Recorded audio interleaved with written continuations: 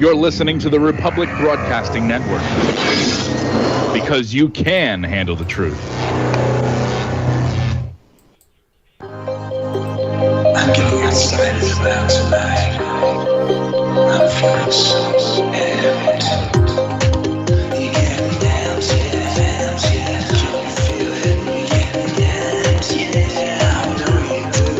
You get me down, yeah. Feel the beat. You get me down, yeah. I know you feel it. You get me down, yeah. Sway your hips, down, yeah. Burst those lips, get me down, yeah. Don't stop. You get me down, yeah. It's about to pop. You get me down, yeah. I love you so. You get me down, yeah. It's just like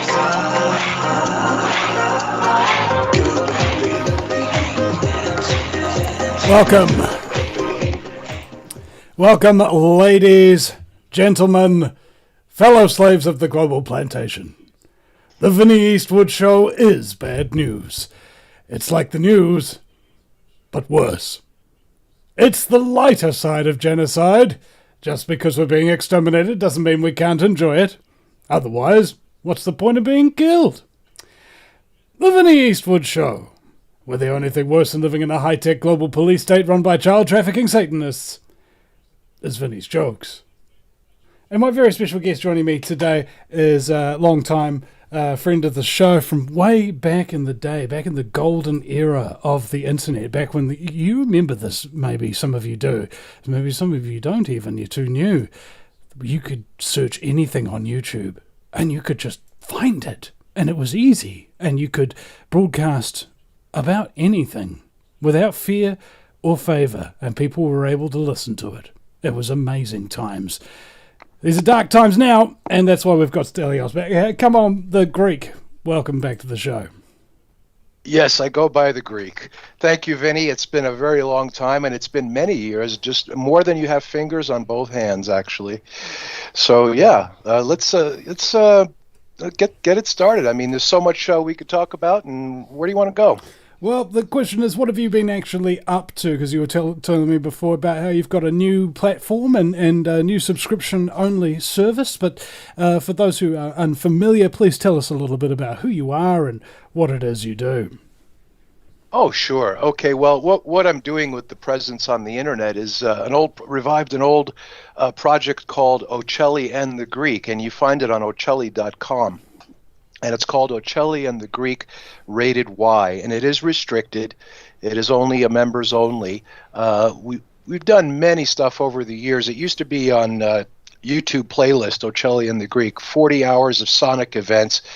Like people say, let's do a show. I don't do shows because I got nothing to show for it. But anyway, I call it a sonic event. And basically it was essentially each sonic event was essentially like getting a 4-year college degree on the subject, and it was so easy to garner all the information by just seeing how much is put out, really disclosed in front of us that no one's really talking about. So it's really an exercise in perception and discernment. Which, in this day and age, seems like an exercise in futility. I remember we had this discussion a while ago about how you weren't ready to do this because people just weren't ready for it. Yes, and you know what? They're still not ready for it, but the time is better. You know, like you get on the internet. I'm like, put that internet down. You don't know where it's been, right? It's really the 5-foot radius around you that you have to look at. Here, I like to do this. This is Greek speak, real basic Greek speak, and many people call it Greek speak. So this is a secret. So everybody cover their ears, right? You notice when you heat or cool a room, how the heat rises and goes to the ceiling and the cold goes to the floor, whether you're heating or cooling, right? Yeah. But here's the secret. When it's hot down in the valley, you go up to the mountain. Well, it should be getting hotter, shouldn't it? But it doesn't. It gets colder. Here, if you call a medical technician and you said, my head is hot, my feet are cold, well, you're not feeling well, are you? Well, I thought heat's supposed to rise and cold is supposed to descend. Yeah, it does when it's artificial and destructive. But in all natural living biological systems, you have a rarefied rising heat and a densifying, rarefied rising cold and a densifying heat that descends, right? You want to walk around with a cool head and warm feet. So this is something that in itself opens up an entire avenue into what are we being told, what are we accepting. I used to call the university physicists and engineers and say, how many calls have you gotten today from the general public demanding that you build devices for their homes, boats, planes, whatever, for heating and cooling that makes a rarefied rising cold and a descending heat? And they're like, I never heard of that myself. Well, what is there to hear about? It's being demonstrated constantly, you see. So this is just one simple way to just see what are we really seeing, you know what it is really. Like I said, put that internet down, you don't know where it's been, right? That is more the case now than ever. And it's going to get to the point where if it gets so restricted, it'll be too obvious and you'll have a clamor against that. So the easiest way to fix that is to shut it down for a little while and blame it on, I don't know, what do you think they should blame it on, Vinny? Your guess is as good as mine. I reckon CME? I reckon we should just blame it on climate change. It's just the classic go-to. I mean, at the moment, we're in the middle of an alleged cyclone, okay? And it's, it doesn't look like a nice day out there, I'll tell you, but it's not like one of those scary tropical storms. I mean, our city got flooded just less than 2 weeks ago, and there were no warnings on that. But ever since then, every time we've had even just a little bit of rain or a little bit of wind, everybody's now getting these emergency text message notifications.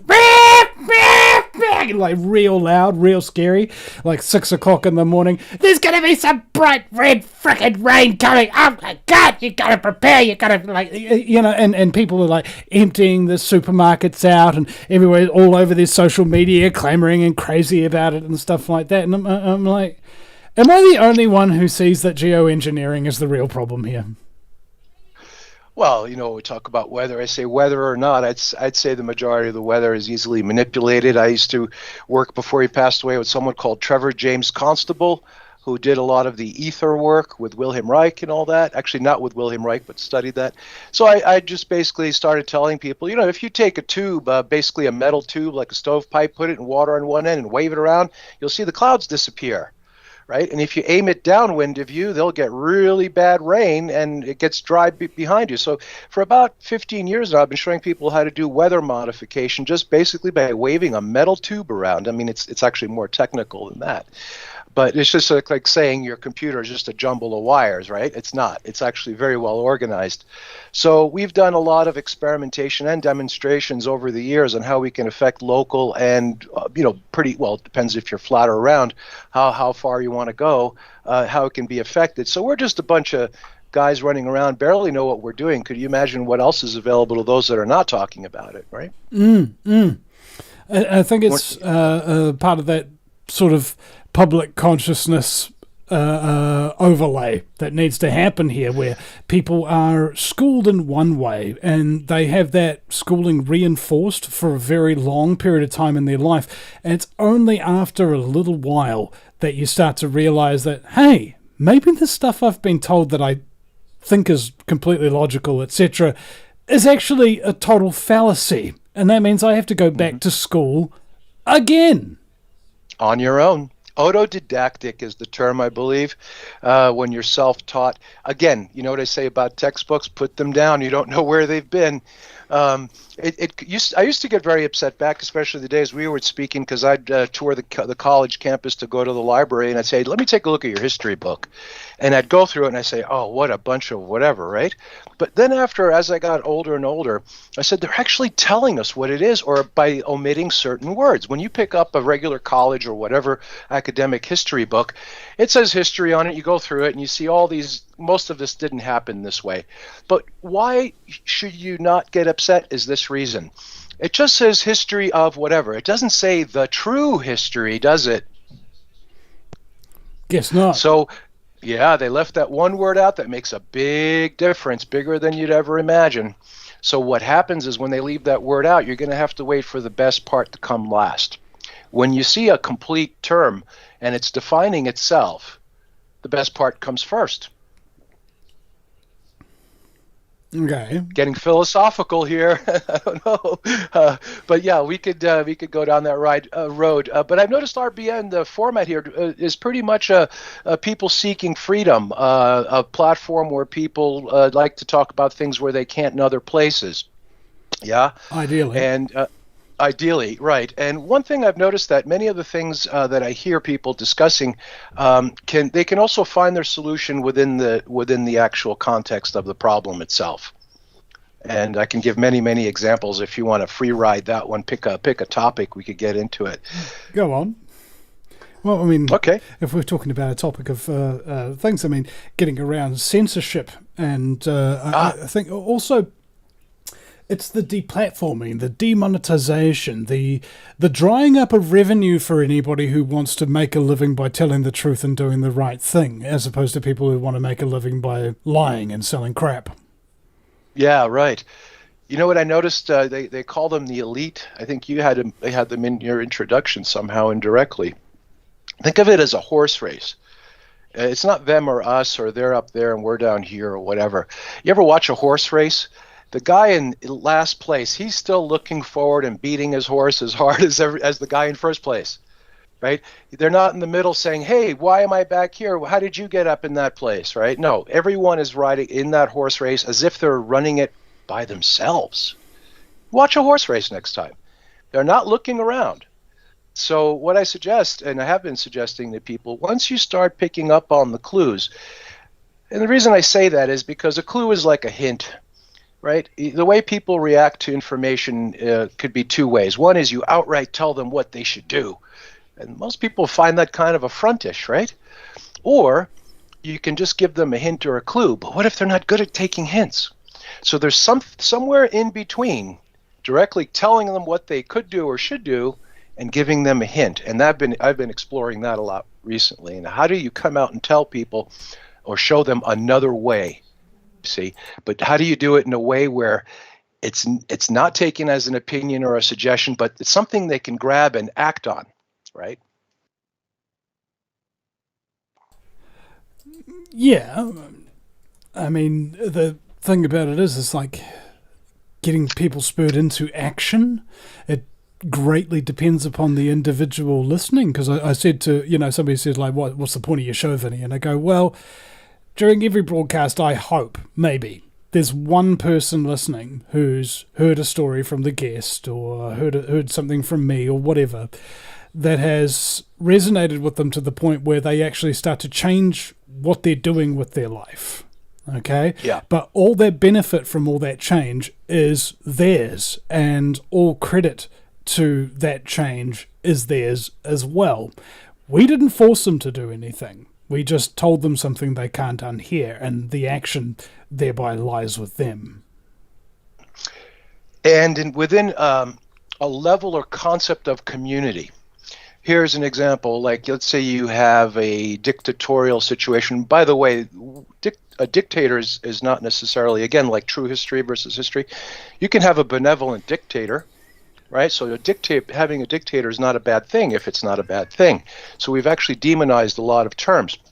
But in the sense of community, imagine you have, let's say, a malevolent dictator that sends jackbooted thugs or whatever to police you or beat up some people or whatever, or enforce certain things, right? Those people are not brought from another planet or another country, typically. They're people within the same society that are convinced that they should do these things for their actually altruistic benefit, but it's really for a paycheck. So if on an early stage of forming a community, and I don't mean just neighbors that are physically near you, you make people aware of this reality, meaning we're here for each other, not to really bow down to an authoritative quote unquote system that provides no evidence for its reasons, you see.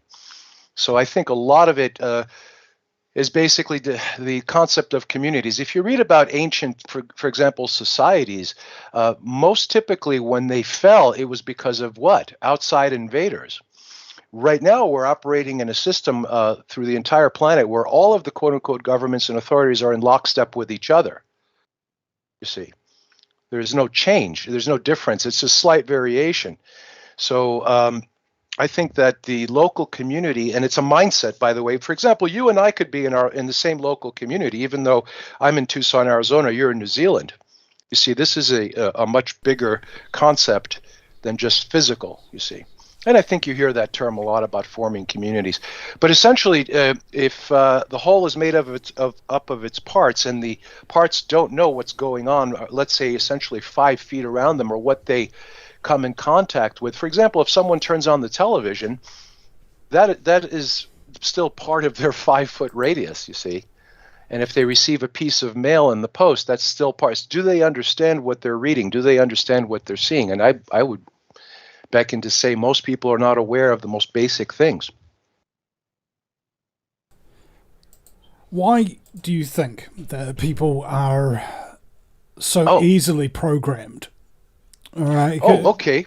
Because that's the interesting thing as well, is the brain works in certain ways, and they have all these doctors and researchers and universities trying to figure out how to make the brain work, not so you can free it, not so you can empower it, but so that you can control it, usually without it knowing that it's being controlled. It's culture. It's what we hear. Really, in a fictional sense, visited another world, and I found that the biggest industry on this other world was bulletproof or Kevlar underwear. And I said, wow, this industry is so big. Why is it? Because they have a culture, in their culture, a tradition where they always place a thumbtack on a chair before someone sits down on it. So to minimize that pain, they invented Kevlar bulletproof underwear. So when you sit on the thumbtack, it prevents it from penetrating into the buttocks, right? So I said, what if we just stop putting thumbtacks on the chairs? Well, the people making the Kevlar underwear are going to get really upset, aren't they? You see the analogy? Yeah. Yeah. So it's basically culture. You know, if it's and mom said, this is, how many times have you run into someone, well, my parents did it this way, whether it's religion or the way you eat, how you eat, who you associate with your career path, it's from somewhere else. There's a point where these breaks happen. In history, they were called axial periods, which is basically, from a catastrophic viewpoint, society was just stopped by catastrophe. And those that were left over and the dust settled, rebuilt, and hopefully did not carry over some of the older traditions that were not good for them, let's say.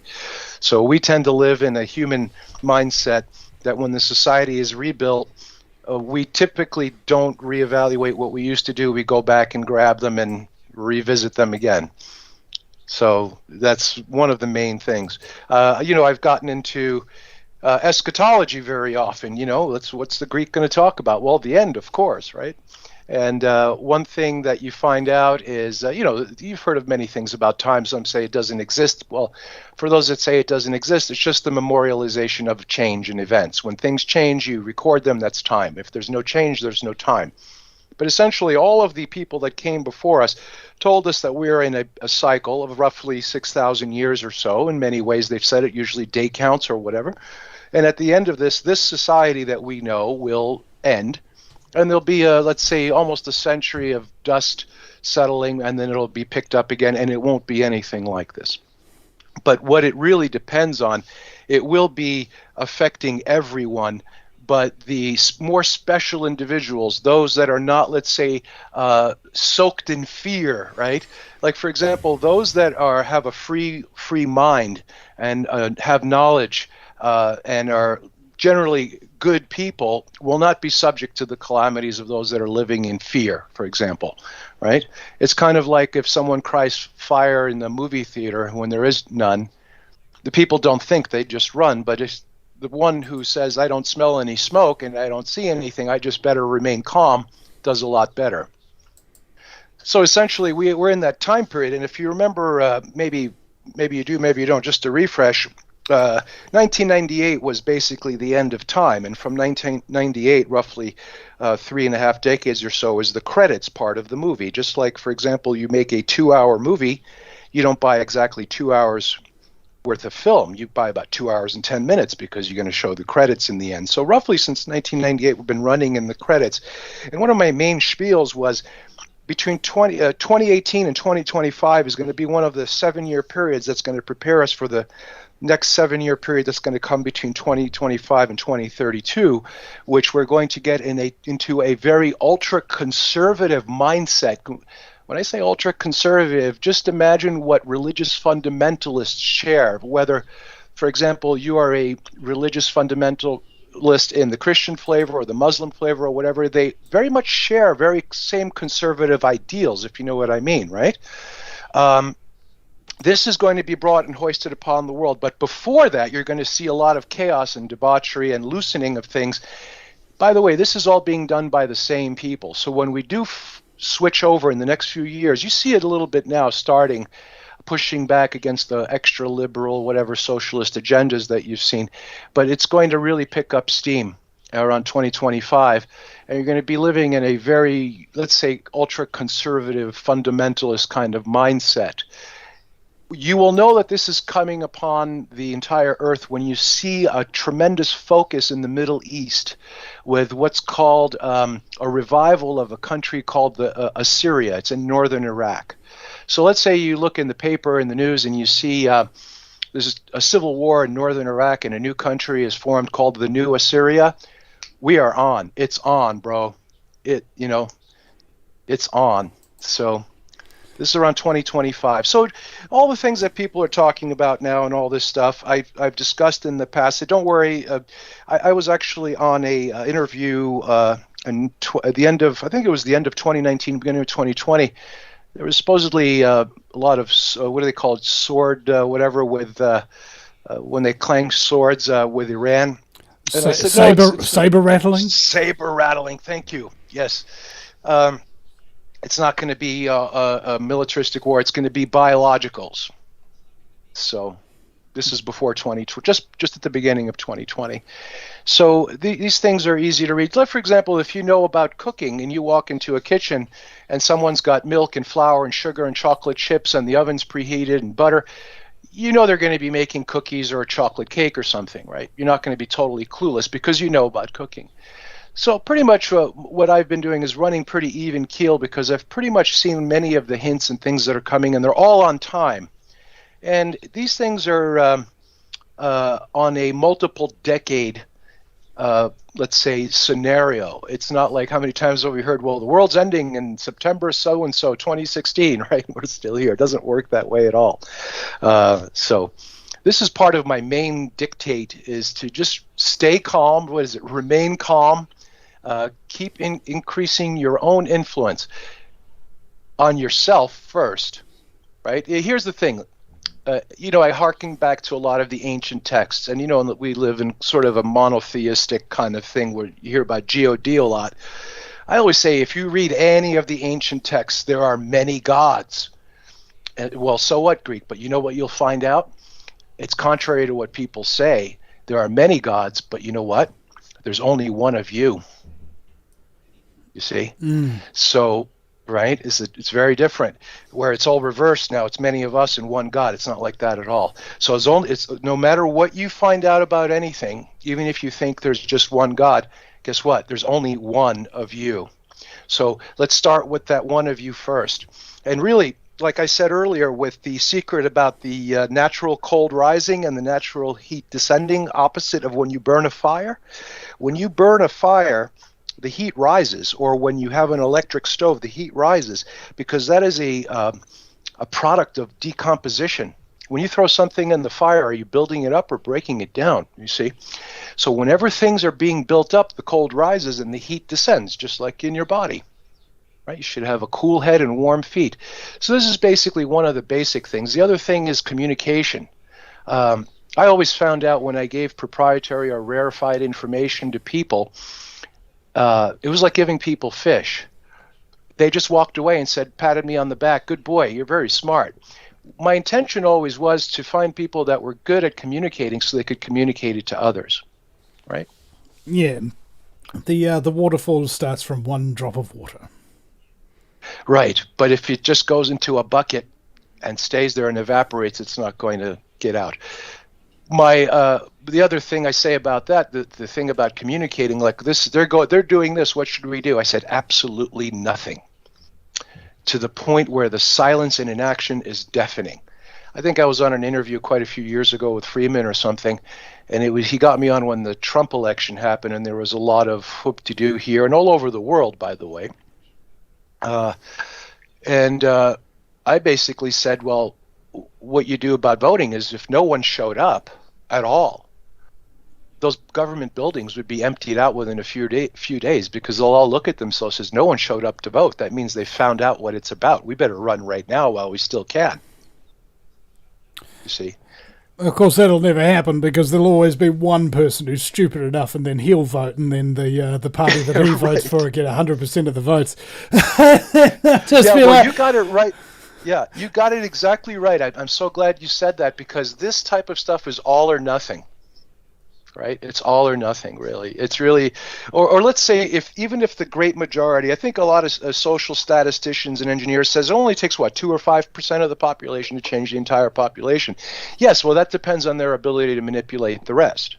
You see? Yeah. In the United States Revolution, I think there was about 176 thought leaders. Like, they were actually these were the guys who were convincing everybody around the country in their own various ways to stand up against the crown. And the population that they got behind them to actually fight, like 24 hours a day, this is an actual fight, was about 3 to 5%. Now, the back end of that was people they didn't convince to fight, but people who they convinced to support the cause, which was about, I think, 15% of the population. So that means that 1 in 5 people absolutely knew, and were willing to do something about what was wrong with their country, and that information got to them through the works of and thoughts primarily of less than 200 guys. Right. Well, if you put those 200 guys in an open field, you barely see them, amongst the millions of people that were here. Good point. But the interesting thing about the American Revolution, it was the revolution that really wasn't, but it's known as one because it was a big change. It was basically about getting rid of monarchies around that time period. From the middle of the 18th century to the middle of the 19th century was about removing the influence of monarchies. Essentially, when you look at all the stories by going back to periodicals of the time, which, as you might guess, as time goes on, there were fewer and fewer available, you will see that the revolutionaries here that were anti-crown were doing all of their actions with crown money and crown council. So you know where I'm going with this. Let me just give you the best part last. This guy, George Washington, who is touted as the first American president, you could look this up. He's actually the third or the fourth president of the United States government, but he's touted as the first because it's just easier for people to remember him that way. The main battle when the English landed in the early part of the war in Brooklyn, New York, it's called the Battle of Long Island. It was one of the coldest days in decades. The British basically chased the American forces led by George Washington around and got George Washington. They found him frozen solid. And he's actually, if anyone has the moxie to do it, there's a small memorial for this battle in Brooklyn Heights. Just go dig up that memorial and you'll see who's buried under there. But what's interesting is for morale, like you said, the influencers earlier, they got someone who looked like him and sounded like him, and they just threw a wig on him and said, this is George Washington. People who knew him says, that's not George Washington, but they went along with it. The main problem with this George Washington that they pushed around for the next 15 years or so was he looked a lot like him, sounded a lot like him, but he didn't have any teeth. So they were panicking on how we're going to get teeth in this guy's mouth, because if you look at history, there is no mention of George Washington losing all of his teeth overnight, right? So the interesting peripheral story about George Washington is why is it so important to get teeth in this guy's mouth? They were pulling teeth from slaves, wooden teeth, ivory teeth, whatever. It seemed like the entire focus, other than him being George Washington fighting the war, was getting teeth in his mouth so he could play off being the real George Washington. Anyway, sounds too bizarre. That's what makes it true. You see what I mean? Most people don't like to hear this side of history, but that's why I gave some of the details you could look up yourself. Well, it's like the old saying goes, you can't make this stuff up. No, you can't. And I didn't. I just happened to piece it together. I've had a few people give me hints because they thought I was one of, quote unquote, those people that if they gave me the information, I would poo-poo it off the bat. I just said, let's listen to what has to be said and make do of it later. Indeed, and we'll talk about that after the break, ladies and gentlemen. My very special guest is the Greek. We'll be right back after the break, folks. Can't handle the truth. You're listening to Republic Broadcasting Network. Real news, real talk, real people. Because you can handle the truth. Standing 6'4", weighing in 245 pounds of crime-fighting, political science analyzing brawn. Ladies and gentlemen, Dr. Patrick Slattery. So, Mike, get off this anti-cicada agenda. I'm a born-again traditional Christian, and my favorite possessions are right here on my nightstand. That would be the King James Bible and my .357 revolver. I'd rather be ruled by Chinamen than Jews. Cool it with the anti-Semitic remarks, right? Just because you steal an election and terminate the republic doesn't mean you terminate the people in the republic, because we're still here. I'm not taking the vaccine. Fuck you, Bill Gates. There was a way forward still on January 6th. What needed to be done is to object to every single state. The COVID-19 virus was the setup. The vaccine could very well be the bioweapon. The Patrick and Jeremy Show, Tuesday at 9 Central and Wednesday at 1 Central. Extendivite really works. Kate, great for bodybuilding or endurance athletes. I can't say enough about Extendivite. It brings more oxygen to your muscles while working out. I never bought this product for heart health, but to improve circulation, and I am not at all disappointed. I noticed an immediate boost in my gym performance, but I thought I would wait to review in case it was a placebo effect. It definitely was not. This is the most powerful supplement I have ever taken in 30 years of bodybuilding. I have taken everything. Extendivite outperforms them all. The ability to squeeze just one more rep or add just a few more pounds to the barbell depends on your ability to carry oxygen where it counts, deep inside your muscle tissues. The added benefits of heart and liver health I consider a bonus. To get your Extendivite today, go to extendivite.com. That's XTENDOVITE.com or call us at 1-877-928-8822. Extend your life with Extendovite. What would you say if I told you we have a new tool that will increase production and lower maintenance costs for your meat processing company? And it would pay for itself in just 6 weeks. When pigs fly! The new Ease Off Model EZ4 replaces old spring-style carcass droppers and is faster, safer, and more reliable. The Ease Off lowers or lifts 1,000 pounds to or from your rail automatically using our remote control. Sounds expensive. Can I afford it? Can you afford not to try the Ease Off? It installs fast with just 3 bolts in place of your current dropper. The effortless operation will reduce fatigue and injuries, speed up your line, eliminate downtime, and increase profit. How can I order my Ease Off? Go to easeoff.com, EAZEOFF.com, and hurry, because we are offering $200 off on the new EZ4 for a limited time. Easeoff.com. We make pigs fly. Cows, too. Ease Off LLC, Summersville, Missouri, 417-932-6419.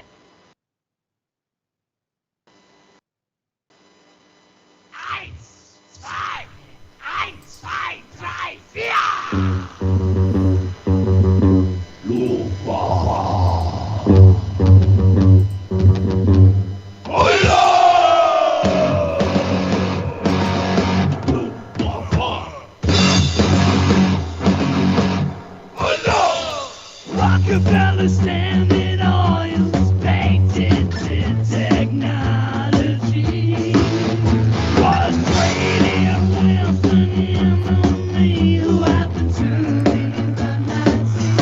They helped to keep the Welcome back.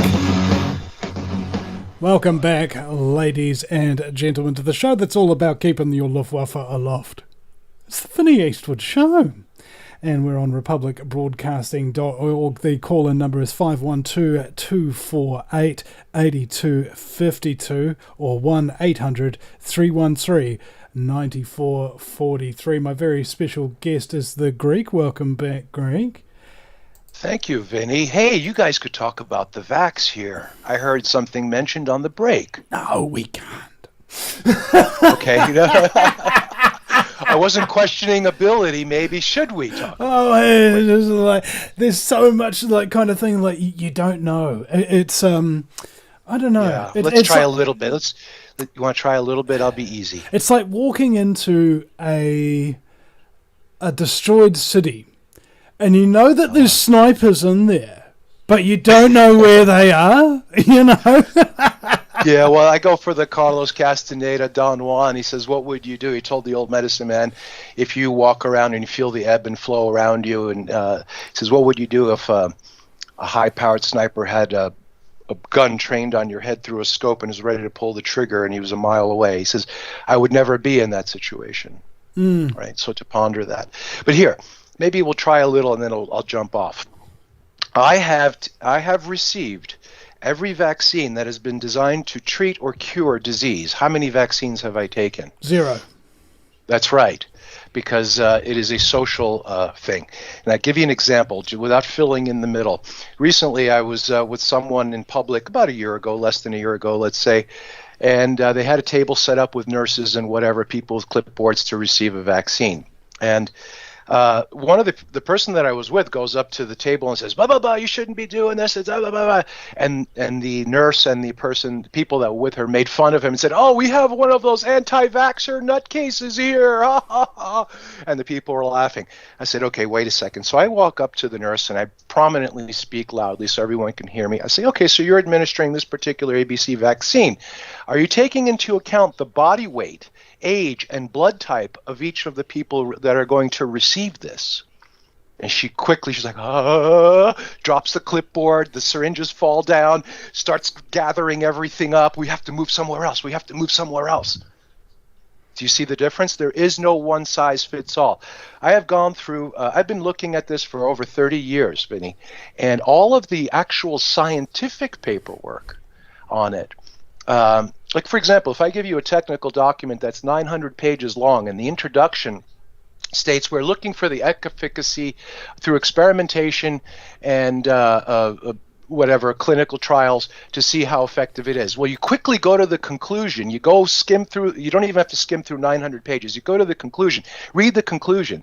And if the conclusion says we have seen no outcome that it has any efficacy, do you have to read everything in between?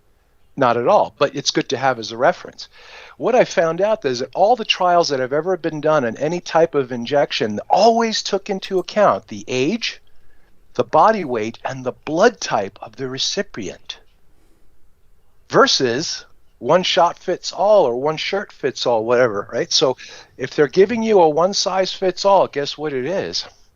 It's just like, I don't know, you want to use whatever word. Yeah, right. I mean, I'm just taking a stab in the dark. Bullets are not made that way. You know, do you see my point on this? It's so they say trust the science. It's completely corrupted. So from that point of view, here I implore anyone to do this. This is really basic, very, very basic. Go online and research just the human body by going to the images and put in cross-section of human intestine, and you'll see a drawing. Cross-section of human lung tissue, any cross-section of human skin. And then, while you have that, do a split screen, and I want you to download a cross-section of a steel-belted car tire. Well, you'll see that in function, they're identical. Nothing passes through either one. They are designed to hold everything completely contained from the respective environments, interior environment away from the exterior environment. So nothing ever passes through or absorbed. That's why I hear a lot of alternative people, oh, this is absorbed by the body better. Oh my gosh. So now we're pressurized filter bags. Okay. So what actually is happening, it's all by induction. It's all by induction, which is actually in the scientific studies, right? Diseases are not contracted.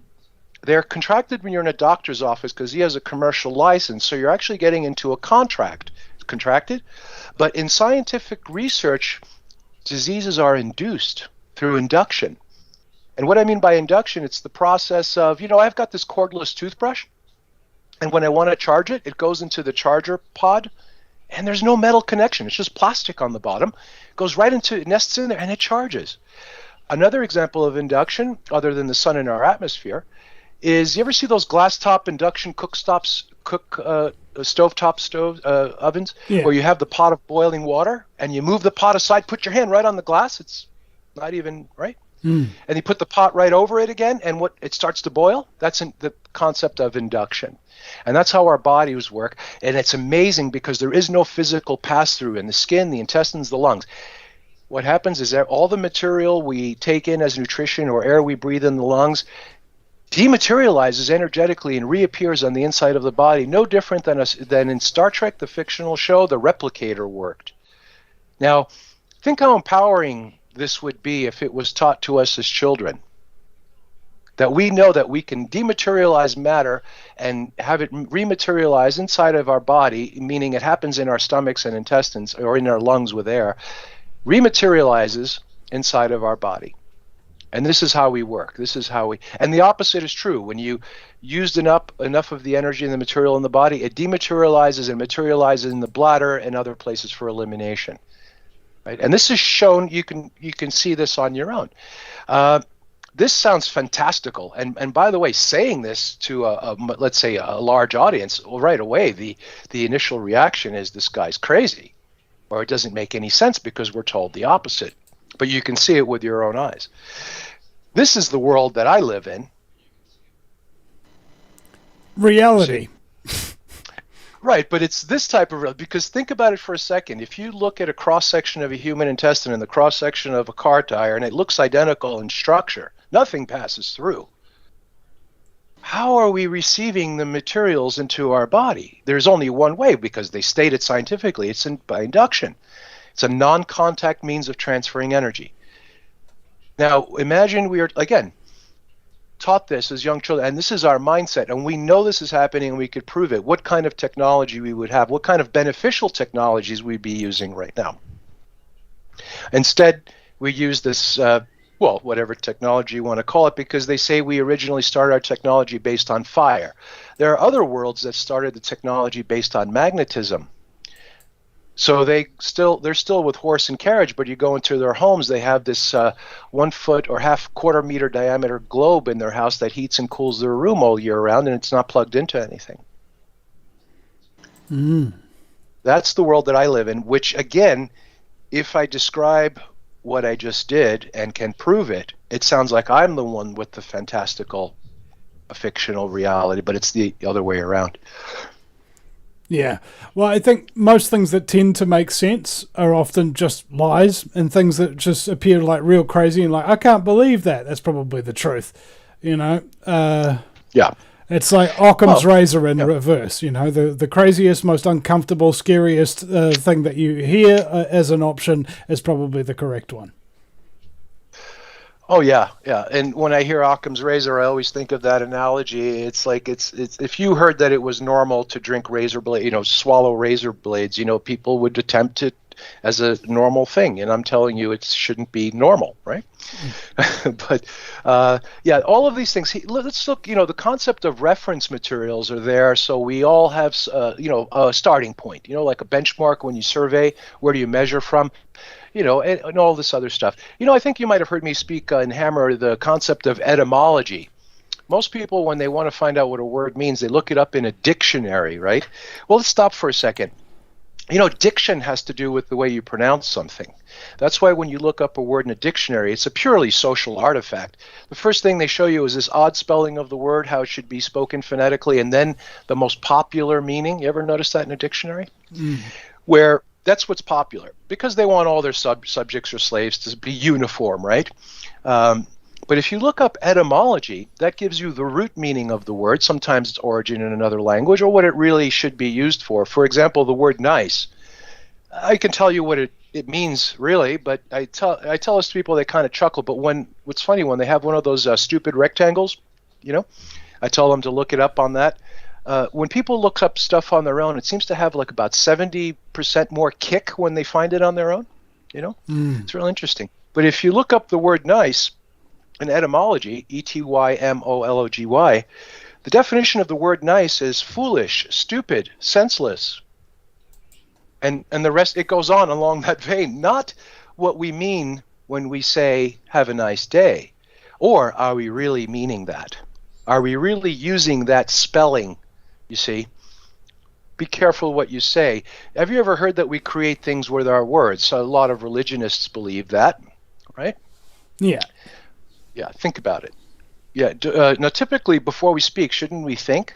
So it's really the thought that creates the word, which creates the thing. So if you're thinking the word means nice and it doesn't, I think your thoughts are a little bit out of line here.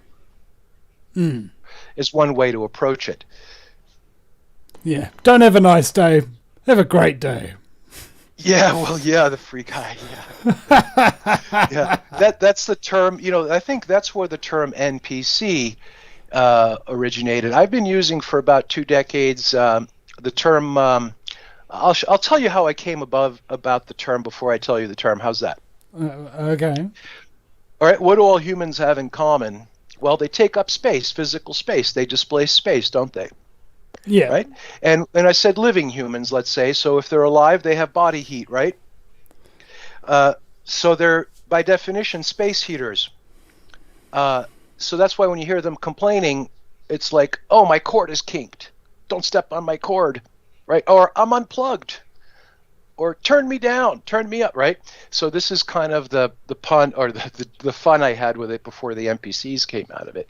And I've had a lot of people that worked, let's say in public venues. I said, how was your day? And they would say, well, I had a lot of space heaters come into the store today. And like, I kind of know what they're saying versus saying NPC, very interesting. Yeah.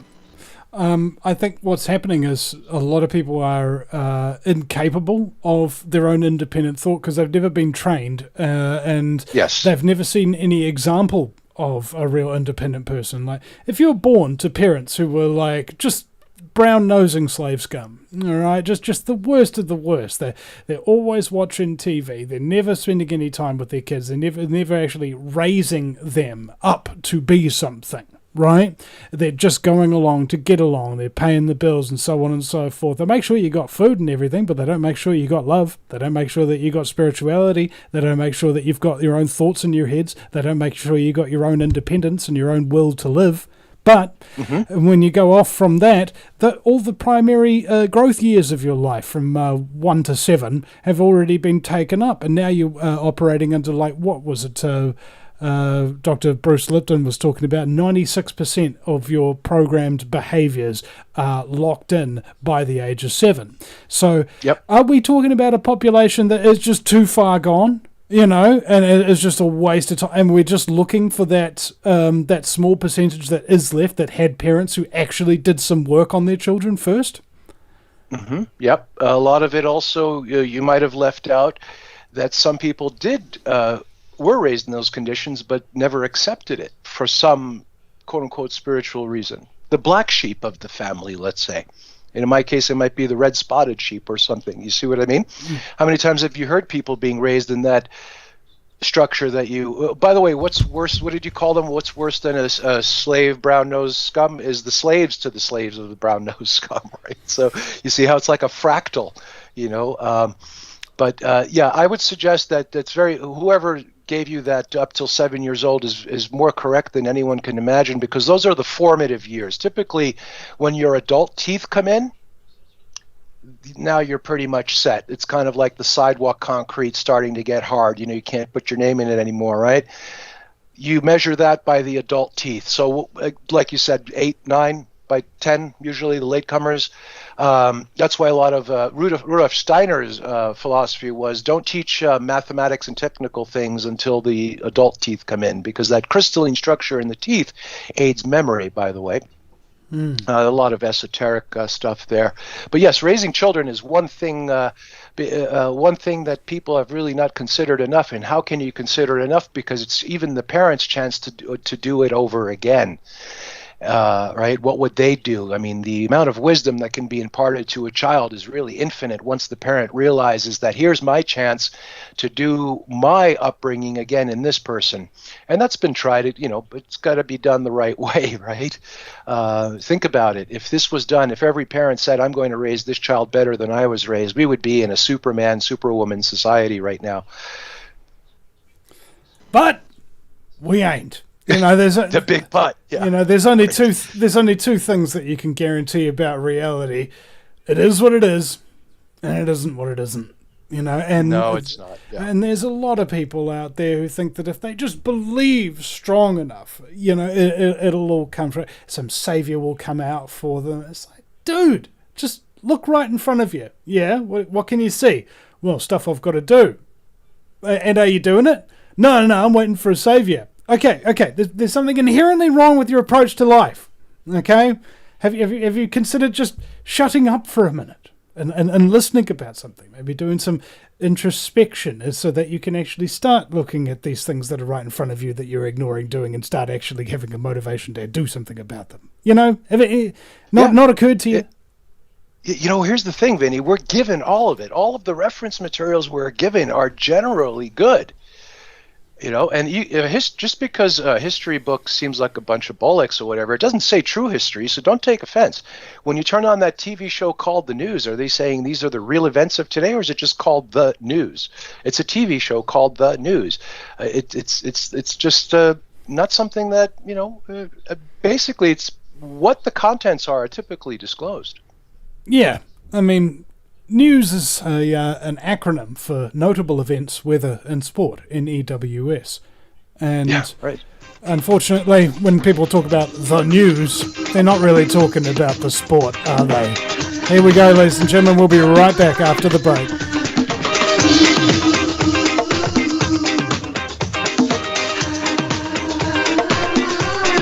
Here at Republic Broadcasting Network, we have been building our online store. Well, we have been focusing on bringing you the best talk show host in the country. Here at Republic Broadcasting Network, we also want our listeners to have products they can use every day and in times of emergency. We have added new products each week to our store. Your support of this network, plus products at the best prices, is a win-win situation. Check out our new store. Go to our website, republicbroadcasting.org, and click on the online store located at the top of our website. Together, we can continue to grow RBN and help our listeners prepare for the future. Go to republicbroadcasting.org and click on our online store or call us. 800-724-2719, extension 3. 800-724-2719, extension 3. Have you been looking for a trusted long-term storable food company? We have a solution for you. Simply Clean Foods is dedicated to providing the best quality food you can buy next to fresh from a farmer's market. Our line of resealable fruits, vegetables, and meats are suitable for everyday use, and you won't have to worry about throwing away valuable groceries ever again.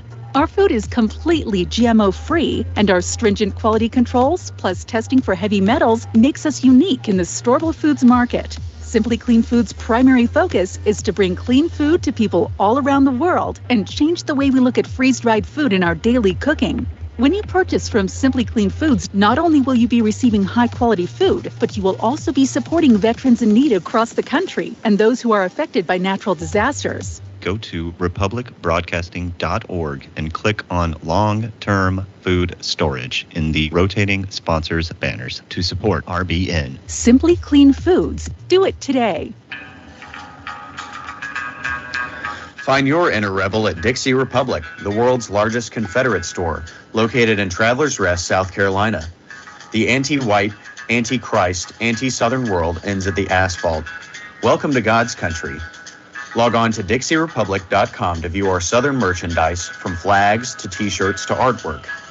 At the store, browse through our extensive collection of belt buckles and have a custom-made leather belt handcrafted in our Johnny Rebs Gun and Leather Shop. That's DixieRepublic.com, where you can meet all of your Southern needs.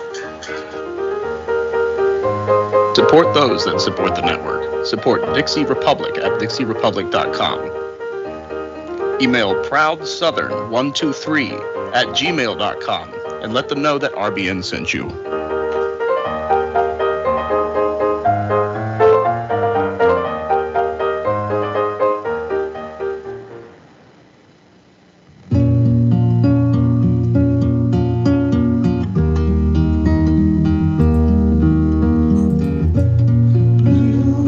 All right, welcome back. Welcome back, ladies and gentlemen, to the Vinny Eastwood Show. I'd like to also thank our sponsors for the show. just before we get out of here, River of Lies, the New Zealand Scamdemic, available at riveroflies.co.nz. There's a number of sponsors and great contributors like G. Edward Griffin and James Corbett and a whole bunch of other great doctors from around the world that are contributing to this documentary. Go and check that out, as well as my wonderful sponsors, Reopen.nz, a directory of anti-mandate, pro-choice, all-inclusive businesses in New Zealand. Go there and add your little freedom business today. As well as my fabulous sponsor, HoldenHealthcare.com. David Holden been helping me out with his naturopathic expertise with my liver and adrenal issues and things of that nature. So I'm very, very grateful to that. You can access HoldenHealthcare.com right there, ladies and gentlemen, and he is one of the leading holistic health clinics in the country. And of course, this is a listener supported show, so please go to VinnyEastwood.com and click on the donate banner. And if you are a donor, you can request a guest to come on the show. You can have a private call with me if you want to just have a chat. You know, Vinny, I'm feeling really depressed and stuff like that. I want to unload on you. All right. And get Vinny's help with your media project or idea, and even get access to the Secret Donors Club on Facebook. And the rewards are down below on that donate page there. Now, Vinny and the Vendettas is in the studio, ladies and gentlemen. You might see all the intro and outro music that we're using for the show here is all music that I've made myself. They're all demo tracks, of course. We haven't properly produced them, and that's why we're in studio. So we're looking to get people to sponsor the band and become a Patreon. So go to Patreon and type in Vinny and the Vendettas and sponsor us today. And check out the archives, the latest and the MP3 archives at VinnyEastwood.com. Now, very special announcement. We've got a little guest in the studio here. We'll see if we can get him over here. Come here, little guy. Oh, here he is. Here's my little baby boy, little Alfie. Oh, he's got the hiccups right now, and they're very, very cute little hiccups, aren't they? Oh boy, Daddy loves you. He's been feeding really well and gaining weight and sleeping really well. He's been such a good boy to Mummy and Daddy, aren't you, Papa? Daddy loves you. All right, now we're going to pass you back to Mummy, and there you go. There you go. All right, and now a very special guest, the Greek. Welcome back, brother. Oh, sure. Let's throw down a little bit of stuff that if people join Ocelli and the Greek, what they'll be getting. You know, there is you showed the little baby there. Congratulations. You know, you have energies that rise and energies that descend within the human body as well. So this is not the materialist point of view. For example, if someone has an ailment or something and finds a plant that cures or heals it, you give it to a materialist, what's the first thing they want to do? They want to crunch it up and find the active ingredient, don't they? And they negate all the other properties that manifested that plant. So here's an example. The human body, the left side of the body typically draws downward and the right side of the body typically draws up. So when women are breastfeeding, I suggest alternating the breast. The reason why is because when the baby, if a woman is right-handed, she'll hold the baby under her left and it will almost always feed on the left breast, which is the downward energy, which will give a strong body, strong bones, rapid growth. This is if she's right-handed because, you know, she's holding the baby on her left and she's using her right hand to grab a towel and other things, right? So when the child is raised on the right breast, which is the uplifting energy, it'll be more spiritual, more ethereal, a little more mental capacity. So, just want to throw that out. All right. Maybe we'll have a private call. Thank you very much. And thank you, ladies and gentlemen, for listening to the Vinny Eastwood Show. Go and check us out at VinnyEastwood.com, archives and all of that stuff on Rumble, BitChute, Odyssey. Check it out, ladies and gentlemen. We'll see you again sometime. Thank you so much, Greek. Take care.